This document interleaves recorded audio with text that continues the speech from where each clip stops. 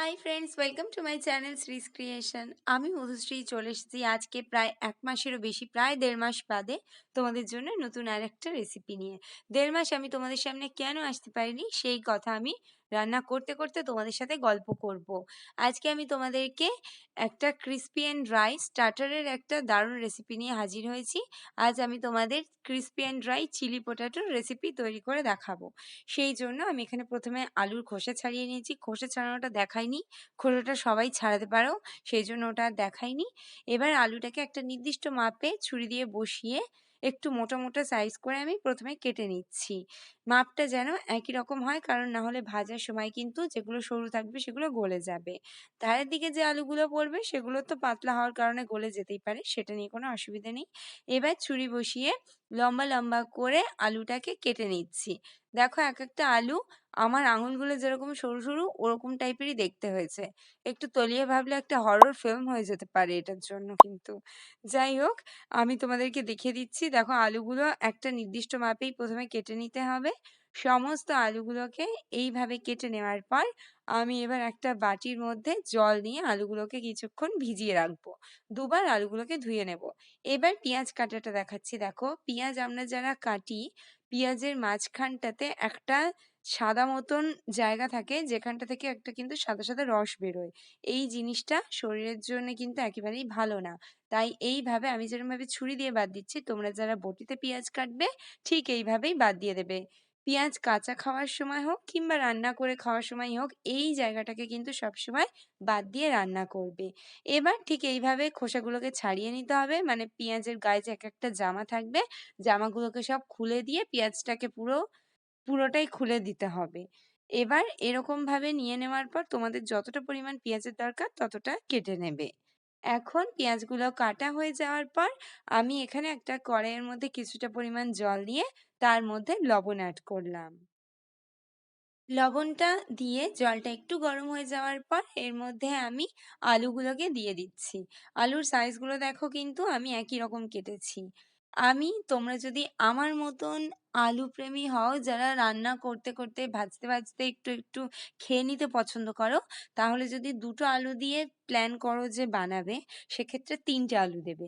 কারণ একটা আলু পুরো ওই ভাজতে ভাজতেই শেষ হয়ে যাবে। আমার এখানে তাই হয়েছিল। আমি এখানে দুটো বড় আলু আর একটা ছোট পুচকু আলু নিয়েছিলাম, অর্ধেক খেয়ে ফেলেছিলাম রান্নার পর।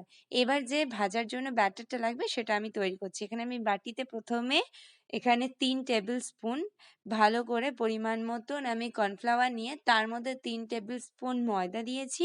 এবার এর মধ্যে দিলাম আমি পরিমাণ মতন গোটা গোলমরিচ, দিতে পারো তোমরা চাইলে, আমি এখানে গুঁড়ো গোলমরিচ ব্যবহার করেছি।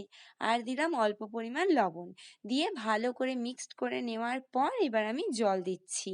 প্রথমে মিক্সটা ভালো করে করে নেবে, নয়তো কোনো জায়গায় ময়দা না হলে কর্নফ্লাওয়ার যদি একারাই জোট বেঁধে থাকে, তাহলে তোমার মিক্সড করতে কিন্তু বেশি সমস্যা হবে।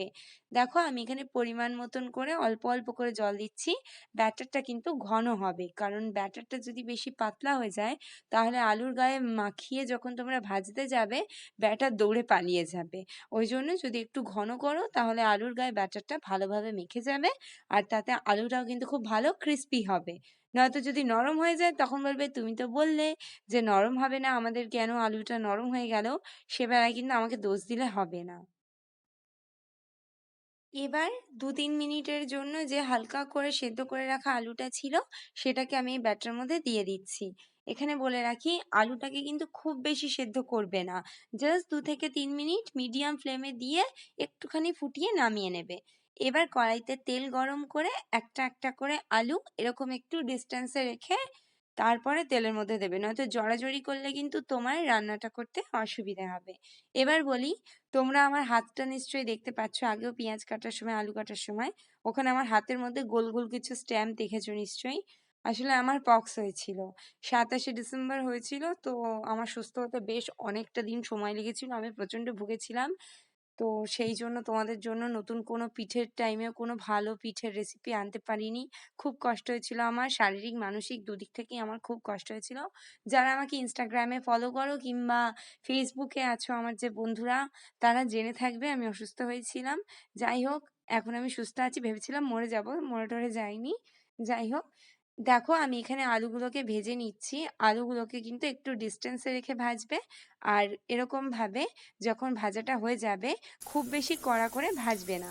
হালকা, হালকা একটু যখনই লাল হয়ে যাবে, তখনই কিন্তু আলুগুলোকে তুলে নেবে।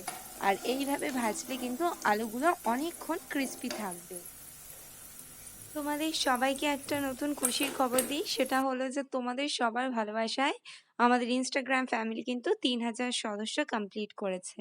তোমরা ছাড়া এটা একেবারেই হতো না, এবং আমার যে বন্ধু আমাকে এই কাজে সাহায্য করেছে, সে ছাড়া তো এটা অসম্ভবই ছিল। তোমরা এইভাবেই আমার পাশে থেকো এবং আমার চ্যানেলটিকেও সাবস্ক্রাইব করে আমার সাথে থেকো তোমরা। তোমাদেরকে অনেক ভালোবাসা, অনেক আন্তরিক শুভেচ্ছা আমার তরফ থেকে। সমস্ত আলুগুলোকে ভেজে নেওয়ার পর এবার আমি ওই তেলের মধ্যেই কুচিয়ে রাখা আদা এবং রসুনটাকে অ্যাড করছি। তোমরা চাইলে পেস্টও ব্যবহার করতে পারো, তবে এরকম কুচিয়ে রাখা ব্যবহার করলে টেস্টটা কিন্তু বেশি ভালো হয়। আর এখানে যে তেলটা দেখতে পাচ্ছ, আমি সত্যি একটু বেশি তেলেই করছি, তার কারণ যেটুকু তেল বেঁচেছিল আমি ওটা আর তোলার খাটনিটুকু করতে চাইনি। তোমরা যারা স্বাস্থ্য সচেতন, ওখান থেকে অবশ্যই অর্ধেক তেল তুলে বাটিতে রেখে দেবে। এবার আমি ছাড়িয়ে রাখা পেঁয়াজগুলোকে এর মধ্যে দিচ্ছি।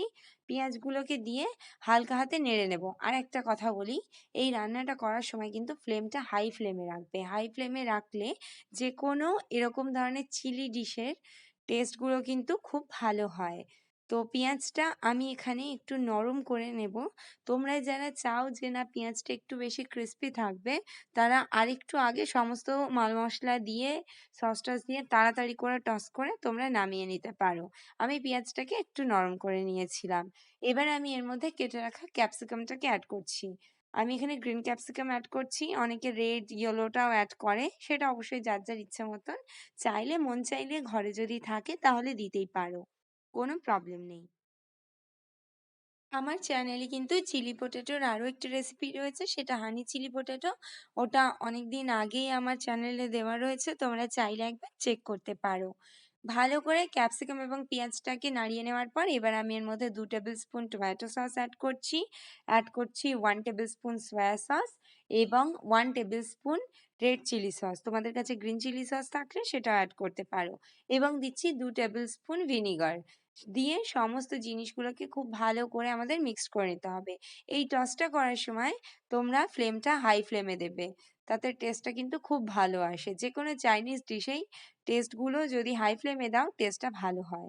এবার আমি এর মধ্যে দিলাম অল্প পরিমাণ গোলমরিচের গুঁড়ো এবং অল্প পরিমাণ লবণ। তোমরা চাইলে গোটা গোলমরিচ ক্রাশ করেও অ্যাড করতে পারো, দারুণ টেস্ট আসবে।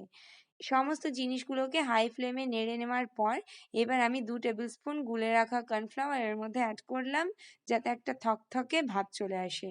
আমি এটা ড্রাই করছি, সেই জন্য আমি এক্সট্রা কোনো জল অ্যাড করব না। তোমরা যদি চাও যে একটু গ্রেভি গ্রেভি রাখতে, তাহলে অল্প পরিমাণ জল অ্যাড করতে পারো। এবার আমি এর মধ্যে ভেজে রাখা আলুগুলোকে অ্যাড করছি। দেখো আলুগুলো কিন্তু একদম ঠিক যেরকম শেপ ছিল সেরকম স্লিম অ্যান্ড ট্রিম ফিগারেই রয়েছে, একটুও ভেঙে যায়নি।